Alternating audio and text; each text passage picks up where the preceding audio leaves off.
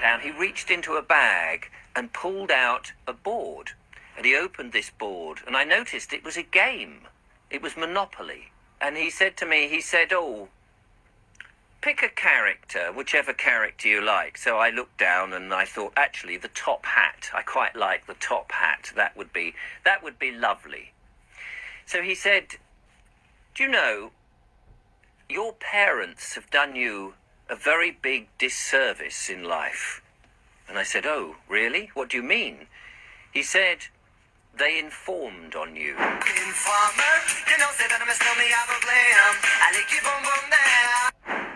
And I said, oh, I don't understand. What do you mean they informed on me? He said, when you were born, they informed the government about you. They took you to a building, a government building, and there, some 14 days after you were born, they told a registrar about you, and they gave away your legal title.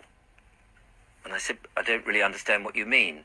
They said, well, the registrar filled in a certificate, did they not? They filled in your name, and your parents were the informants. I said, oh, that sounds rather creepy when you put it like that. You're talking about my birth certificate, aren't you? He said, yes, that's right. And they gave your parents a copy, not the original. And he said, at that moment, you'd signed away, or effectively they had signed away, their son's legal title. And this was then turned into a bond. And I said, oh.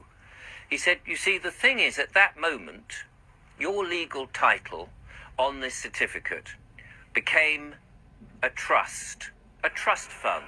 The Treasury has now turned this into a trust fund. And at that point, he gave me a certain amount of Monopoly money. He said, oh, here's some money for the game. And I said, oh, thanks very much. I can't remember how much he gave me. And he said, that's like a trust fund, isn't it? That's the trust fund. The bank has just given you a whole load of money. And he said, which character are you playing? I said, oh, the top hat. He said, yes, that's your legal title. He said, the government, when you ever get anything official, it'll come with your name in capitalization, big capitalization, the same as on your birth certificate. Capitalization. That's how you know that you are a player in the legal game of life. He said, so you've got the money from the trust. That is your estate. And we're going to play the game with your estate. He said, do you know much about trust funds? I said, to be honest with you, I don't know very much at all. He said, well, let me explain. You see, when you have a trust, there's a fund, and it's set up by the trustee, in this case, by the Treasury, the government, the Treasury. They've put in this money. Now, in order for a trust to work, there must be two other people in it. There's three maximum, you see. There is the beneficiary, the person that the trust is set up for, which in your case is you. He said, but there is also somebody who must administer that, the executor. So the executor is the one who will make sure that things are paid or that you can withdraw money for what you need. And he said, of course, when you're a baby, you cannot be the executor because you are a minor. So until you reach the age of majority, which is 18, your parents would be the executor. They would administer the trust for you, set up by the government. He said, the only thing is, the government, a bit canny like this, they don't actually tell your parents. And so your parents can't tell you that when you're 18, the age of majority, that you could now be the executor. In the game of Monopoly, as we go around and you get penalties and you earn money, he said, when you get a penalty, what do you do? I said, well, I'll just pay it out of this money. He said, yes, that's what you should do in life. He said, do you know what a court is? A magistrate's court? And I said, well, yes, I've got an idea. He said, it's just the legal department of the Treasury. They want to make sure that you pay the bills or the infringements or the tickets and all of this, and so they'll administer it.